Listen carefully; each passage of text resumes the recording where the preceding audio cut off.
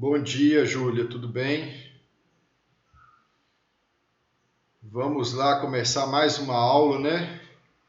Hoje, dia 9 de junho, uma aula aí de direito constitucional.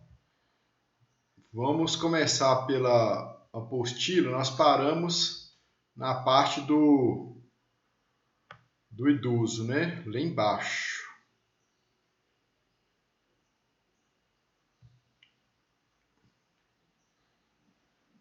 Deixa eu só localizar aqui.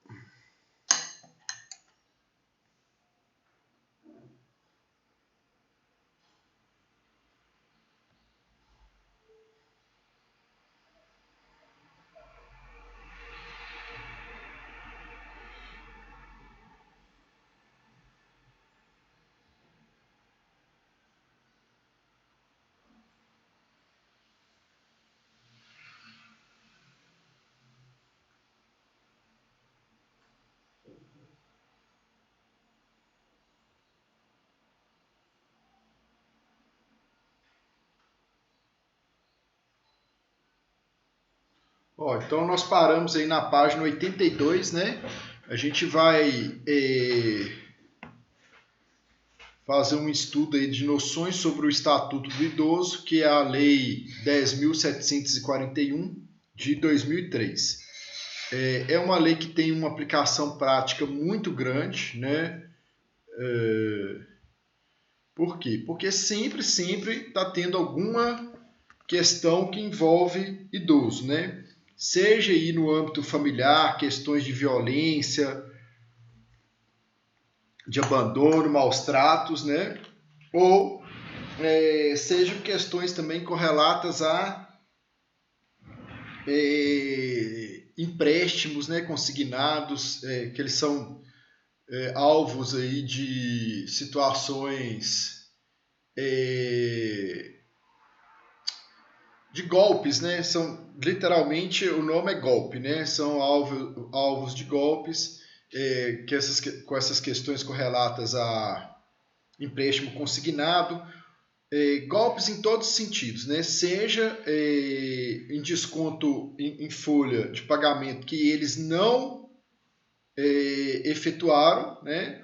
Ou seja aí por intermédio de empréstimos a juros muito abusivos, né? Questões também correlatas a medicamentos, né? Tem muitas questões que são correlatas a medicamentos que envolvem idosos, ou seja, saúde, né? Então, às vezes eles precisam aí de algum tratamento de saúde com urgência e não conseguem, né? Junto ao Sistema Único de Saúde, no sistema público, e precisa aí ser aviadas ações. Tem outras questões também que acontecem, que são muito discutidas, que é muito importante, né, a gente ter noção, que são questões correlatas a testamento, né, a casamento. Então, tem família, às vezes, tenta anular aí casamento de pessoa idosa ou algum testamento de pessoa idosa. Então, e nesse sentido, né, existem algumas jurisprudências bem interessantes dos nossos tribunais superiores, né, no sentido de que, né, não se pode confundir, né, idoso com incapaz. Então,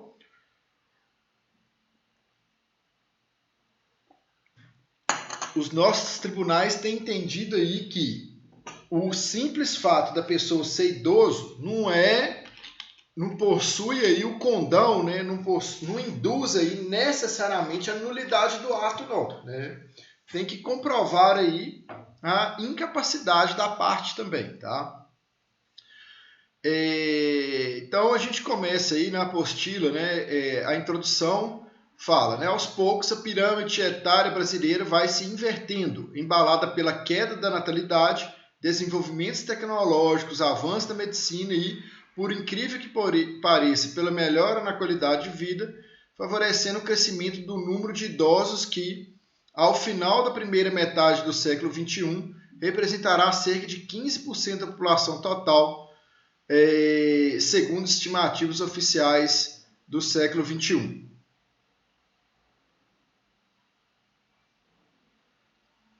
Então, gente, essa questão, né, de fazer essa previsão é muito importante, né, para o planejamento econômico-social do país, né? Por quê? Você faz essa análise aí de quantos idosos, né, qual porcentagem da população será idosa em determinada época, é óbvio que isso aí vai influenciar na realização de políticas públicas, né? Questões previdenciárias, né? Porque o governo vai poder ter uma previsão aí de quanto que vai gastar com a previdência, questões de saúde, né? Quantos hospitais aí, né, vão precisar fazer um mapeamento dos locais onde que teremos mais idosos. Então, tudo isso aí influenciam nestes tipos de ações, né, em políticas públicas, né? Então, é muito importante o país ter aí esse monitoramento, essa ideia, né,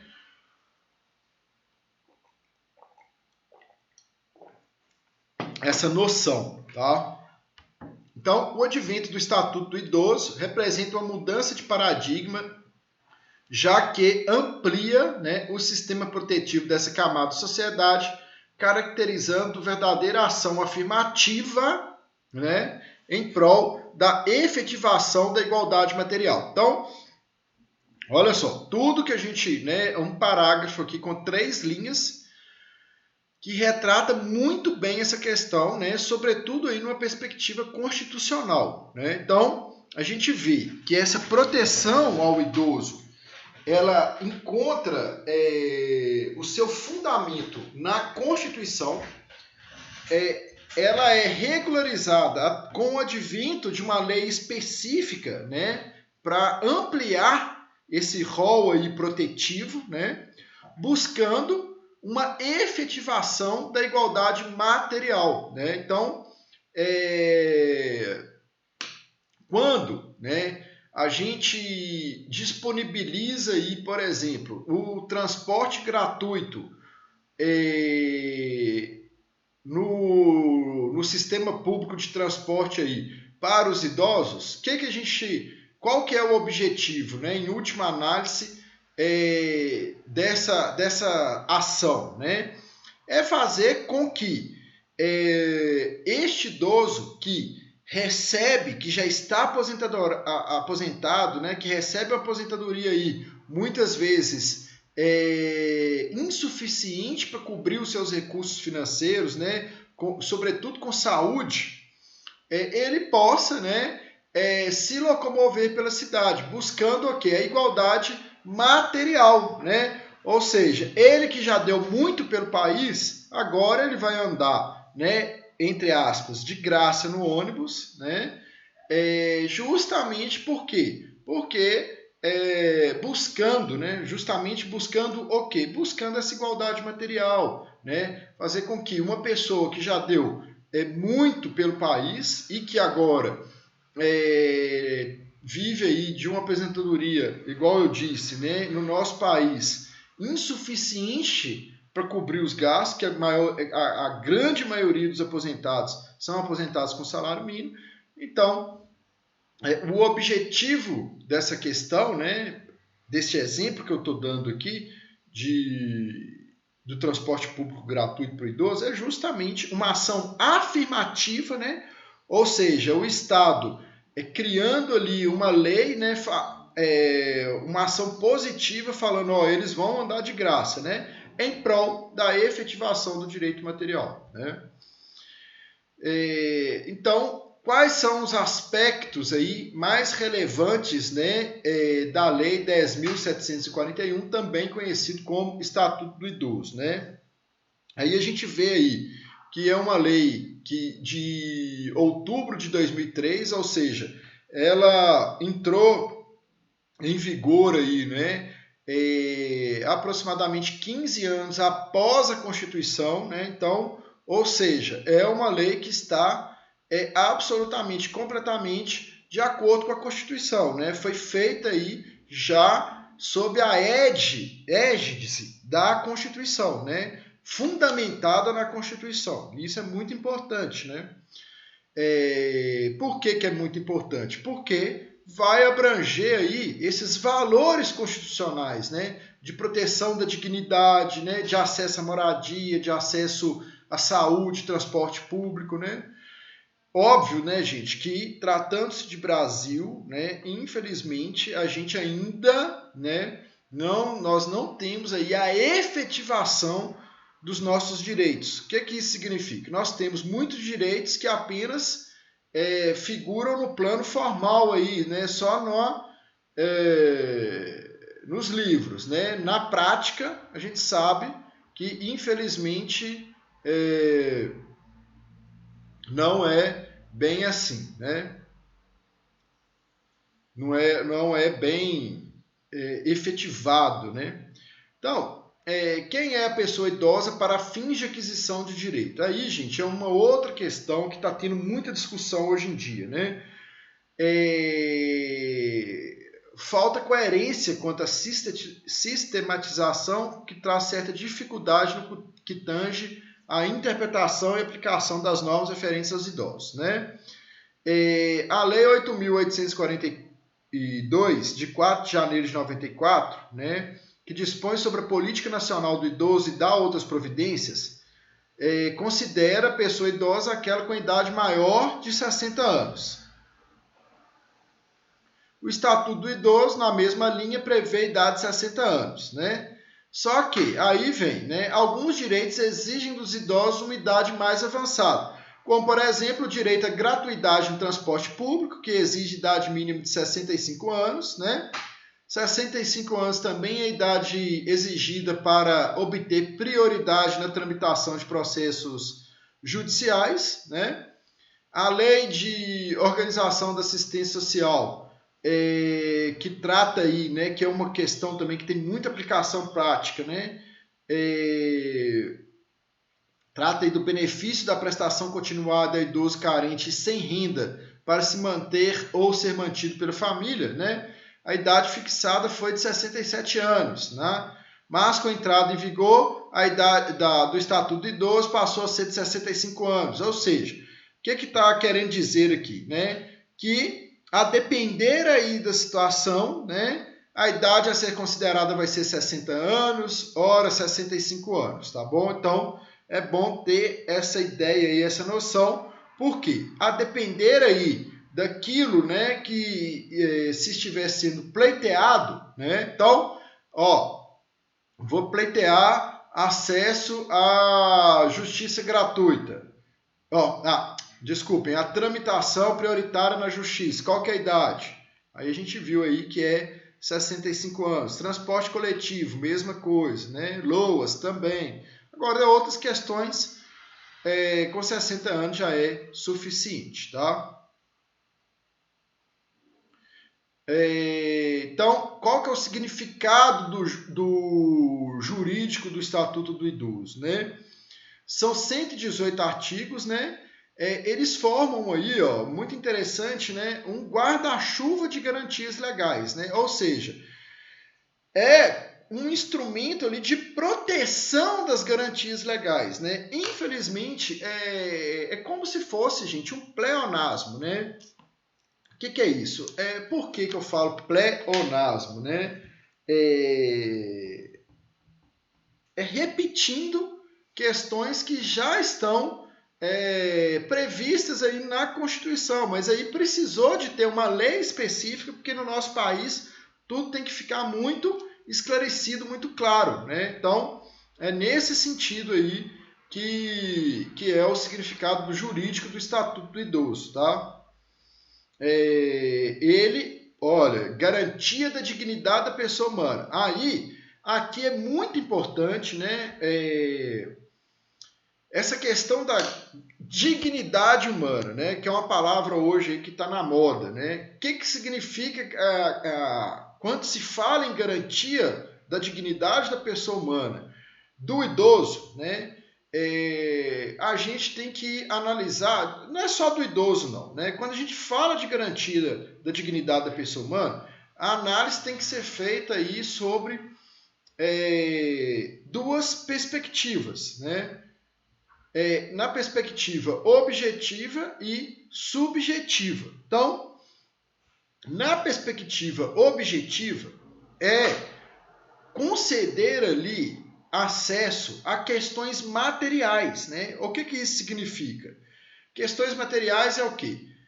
Alimentação saudável, saúde, né? Acesso ao sistema de saúde que funcione, né? Que seja célere, que seja de qualidade,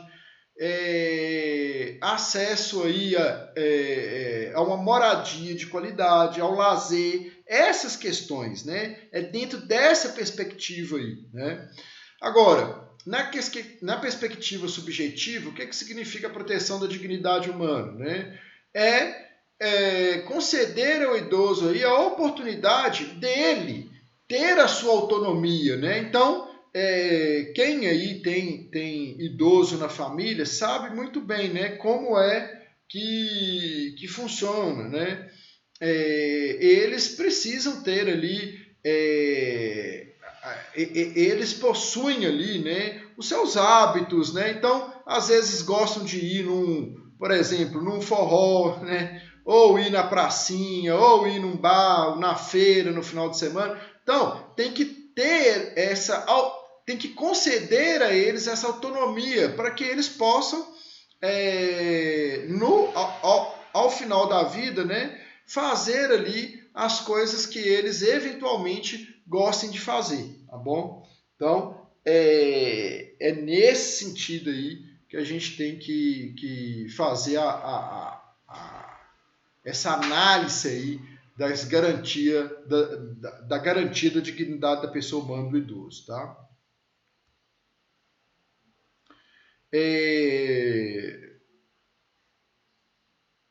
Então, necessidade de adesão de toda a cidadania, né, para que tais direitos se materializem, né? Então, não adianta, né, gente, a gente ter aí no plano apenas teórico, né? Tem que dar materialidade e efetivação para esses direitos, né?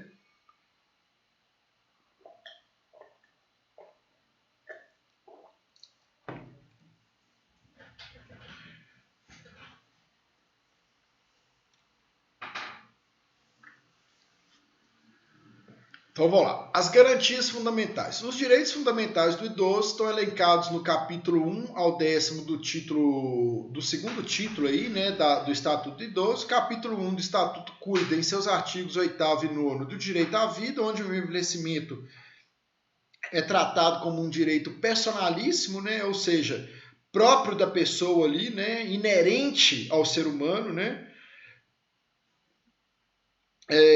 Então, estão disciplinadas as normas inerentes, né, intrínsecas aos direitos da personalidade, né, destacando-se, dentre outras, né, mas as que têm mais importância, maior destaque aí dignidade da pessoa humana, respeito, né, relação com o Estado e o poder público, questão da saúde, do transporte e da segurança e a liberdade física e intelectual. Então, igual foi dito aqui anteriormente, né? A dignidade da pessoa humana engloba todas essas questões aí, gente. Respeito, relação entre o Estado e o poder público, né?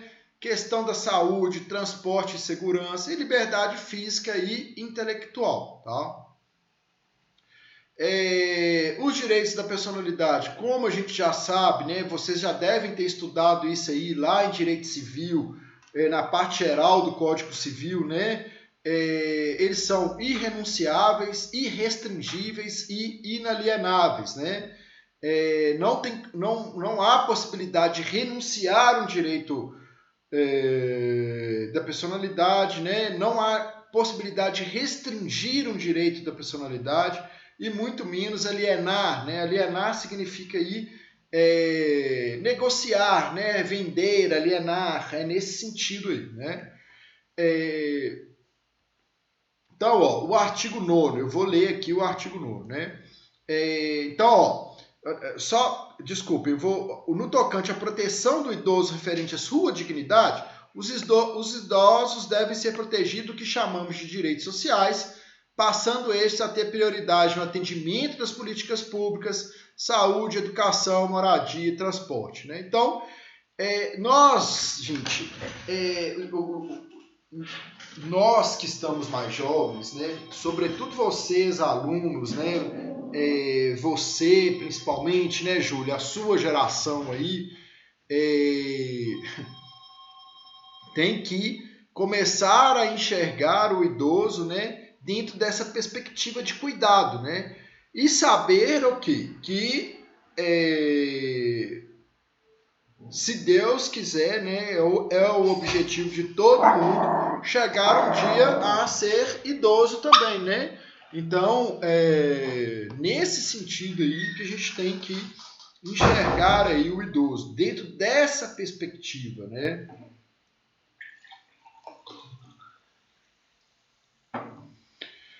Por que eu estou falando isso? Porque muitas vezes a gente no nosso país, sobretudo, né, infelizmente, o idoso não é respeitado como deveria, né? A gente passa a enxergar o idoso como um fardo, né? Como um peso, né? E não é dentro dessa perspectiva. A gente tem que procurar enxergá-los como pessoas que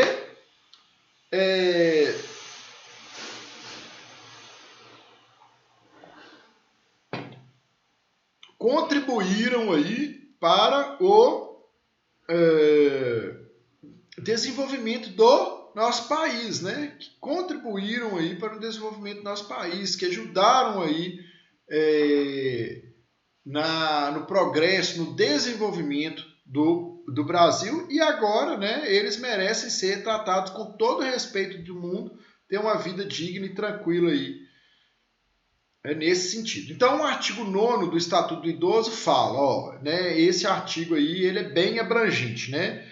É a obrigação do Estado garantir à pessoa idosa a proteção à vida e à saúde mediante efetivação de políticas sociais públicas que permitam um envelhecimento saudável, né, e em condições de dignidade.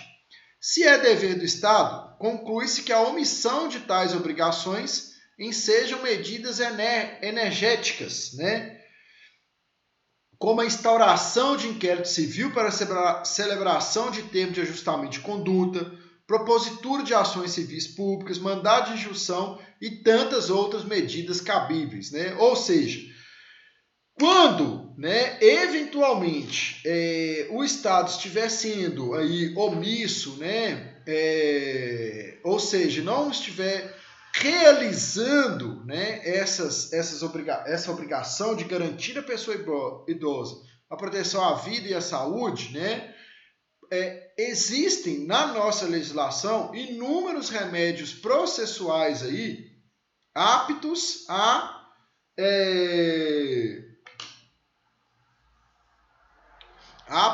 a darem efetivação para esses direitos, né? Então, outras garantias também são de extrema relevância para o estudo em tela, né? Sendo apontadas aqui algumas de maior relevância e que ensejam grandes discussões, né?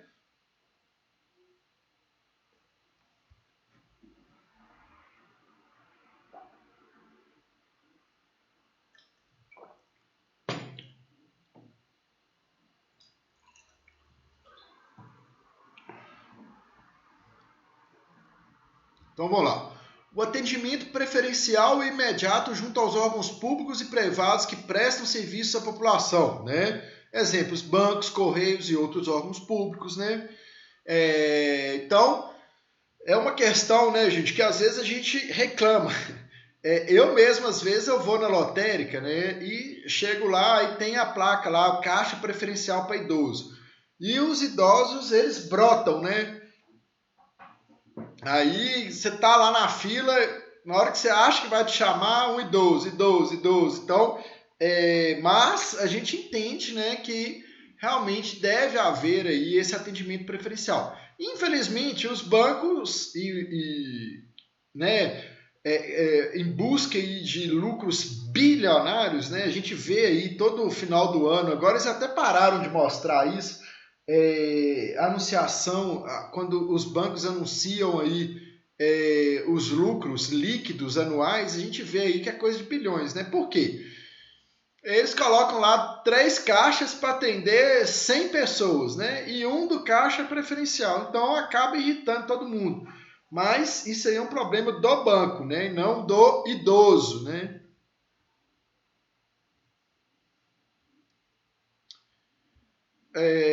Garantia de acesso à assistência social e ao serviço de saúde, né? Ou seja, eficiência no atendimento em hospitais públicos e particulares, o direito à pensão alimentícia, né? Essa é fornecida pelo poder público, estimulação de empresas privadas com redução em suas cargas tributárias para a contratação de pessoas que já estejam nesta faixa etária, transporte coletivo gratuito para os que contam 65 anos, né? Prioridade na tramitação dos processos judiciais, planos de saúde que não podem cobrar valores mais elevados para idosos, isso também tem muita discussão em cima disso aí, né? Redução de idade de 67 anos para 65 anos para os idosos carentes se beneficiem com um salário mínimo, questão do LOAS lá, né? O atendimento preferencial no SUS, qualquer tipo de violência e que alguém tiver conhecimento contra idoso deve ser imediatamente comunicado às autoridades competentes para que sejam adotadas as providências necessárias, né? Prioridade nos programas habitacionais, né? Então, assim, são várias aí as questões, né? Tudo para quê? Visando o quê? A dignidade da pessoa humana, né? A dignidade do idoso, né? E tendo como fundamento a dignidade da pessoa humana, né? Então, é redundante, né, gente? A gente repete essa questão, né, da fundamentação jurídica para isso, mas é porque realmente é algo que é fundado na dignidade da pessoa humana. Tudo deságua na dignidade da pessoa humana. Mas assim, eu quero que vocês, né, saibam, né, enxergar essa questão da dignidade da pessoa humana dentro dessa perspectiva e argumentativa, né, que vocês consigam argumentar por que a dignidade da pessoa humana vai incidir aí em determinadas situações, tá bom? É nesse sentido aí, tá?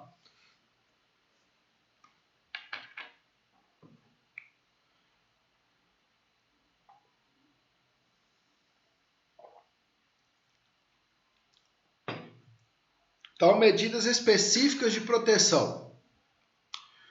Inciso 1 do artigo 45 do Estatuto trata do termo de responsabilidade. Esta medida é determinada pelo Ministério Público ou pelo Poder Judiciário a requerimento daquele e deve ser encaminhada à família ou ao curador do idoso. Tem por finalidade estabelecer compromissos básicos firmados para o bem-estar do idoso, né? Então, existem aí, né, medidas específicas de proteção, né? Então, neste documento são especificados o tipo de tratamento que o idoso deve receber. Aí um exemplo, né? Compra de remédios, acompanhamento médico, né? Constará também, né, no referido termo, passeios, lar agradável, que seja respeitado, adaptações na estrutura da casa para que o idoso possa se locomover com mais facilidade, enfim, né, gente? A adoção aí de uma série de medidas visando o bem-estar do idoso, né? A política de atendimento ao idoso, né? Os artigos 46 a 68 do Estatuto É essencial para que sejam cumpridas com êxito os benefícios legados aos idosos, sistema da corresponsabilidade social ligado ao princípio da indissolubilidade do vínculo federativo, ou seja, dos entes federativos elencados no artigo 46, né? O artigo 47, né? É um rol exemplificativo, né? Então, gente, o que isso significa? Que ele não é exaustivo. Qual que é o significado, a diferença entre rol taxativo e exemplificativo? Isso é muito importante, né? Quando é exemplificativo, ele não exaure ali, né? Não termina ali as garantias e direitos, né? Então, outros direitos e garantias que não estejam previstos ali naquele inciso, eles podem ser utilizados, né? Por quê? Aqueles que ali constam são apenas exemplos, né? Outros que sejam e que possam ser utilizados em benefício do idoso serão, né? Agora, quando o rol é taxativo, aí é só o que conta ali que vale, né? Então, entidades de atendimento ao idoso, né?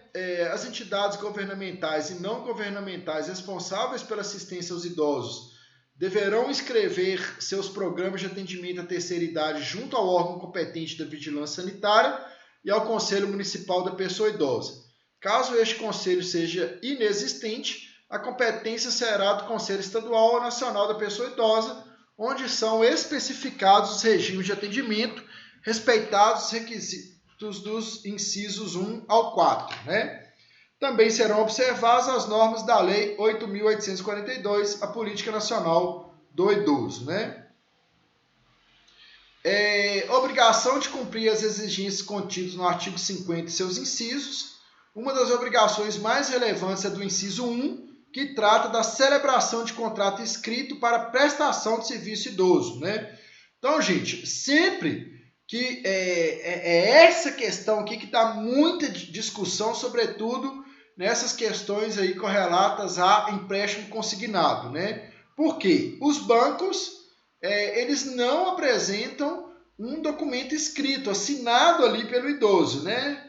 Justamente porque não existe, porque eles fazem aí, eles são, igual eu disse, são vítimas de fraudes, né?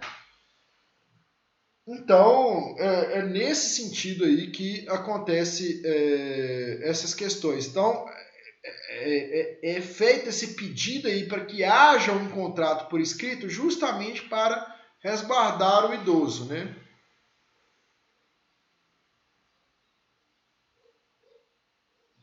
Fiscalização das entidades, né? A fiscalização é feita pelo Conselho do Idoso, né? O Ministério Público também tem função fundamental, né? Nessa fiscalização. Não só o Ministério Público, né, gente? Defensoria Pública, né? Sociedade civil organizada, né, gente? A todos os cidadãos, a todos nós, né, gente? Cabem aí a fiscalização dessa questão de medidas de proteção aos idosos, né, gente? Então, se você chegar aí no supermercado, por exemplo, né, aí você vê lá uma fila preferencial que está sendo ali utilizada por uma pessoa em boas condições, enquanto o idoso está lá em pé, lá esperando, aguardando, né, nada impede você ir até o gerente ou até mesmo ao caixa e falar, olha, tá errado isso daqui, o idoso está ali e tal. E dar o grito, né, em prol do idoso, né? Eu já vi grandes confusões aí por causa disso, né? Porque por pessoas, né, que intrometem nessa situação e dão realmente o grito ali, né? E falam, opa, tá errado e tal. Então é nesse sentido aí, tá?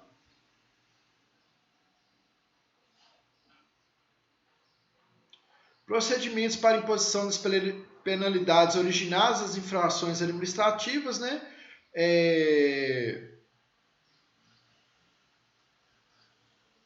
Então aí está explicando, né, gente, como que é essa situação aí, o procedimento, né, para que sejam,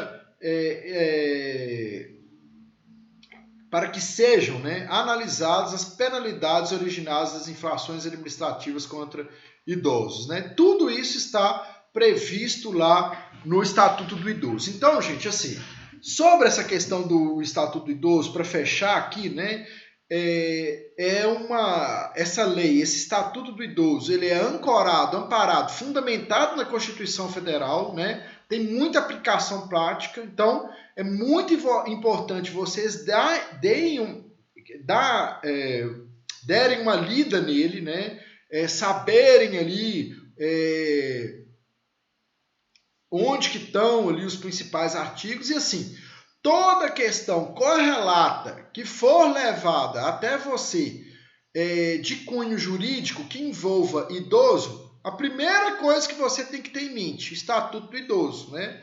Aí você vai dar uma lida lá e vai procurar ali qual que seria, né, o melhor enquadramento ali para proteger, né, os direitos daquele idoso, tá? Então, vou encerrar essa parte da apostila agora, aqui, porque na próxima aula a gente vai ver aí o Estatuto da Criança e do Adolescente. Aí agora, vamos dar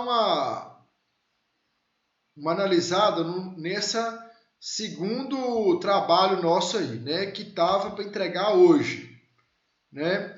Então,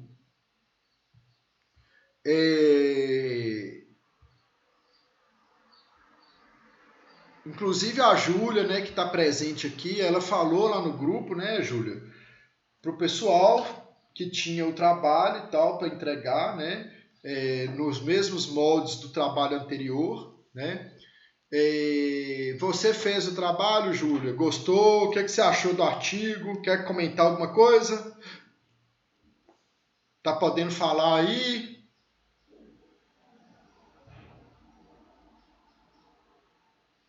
O que você achou do artigo? Gostou?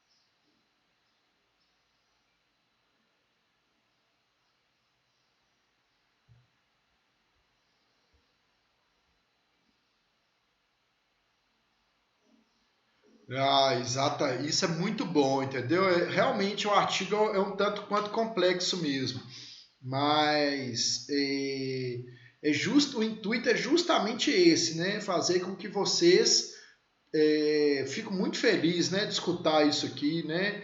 De você ter entendido a complexidade do artigo, né? E ter feito a pesquisa para desenvolver o seu conhecimento aí. Realmente é um artigo, um tema bem contemporâneo, né? Essa questão aí do panprincipiologismo, mas assim,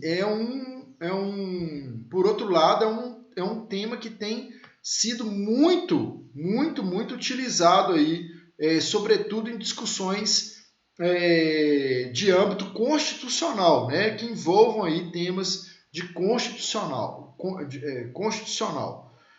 do constitucionalismo, né? Por isso que eu trouxe para nossa matéria de direito constitucional, né? Então, o panprincipiologismo, né? Só falando um pouco aqui sobre isso, né?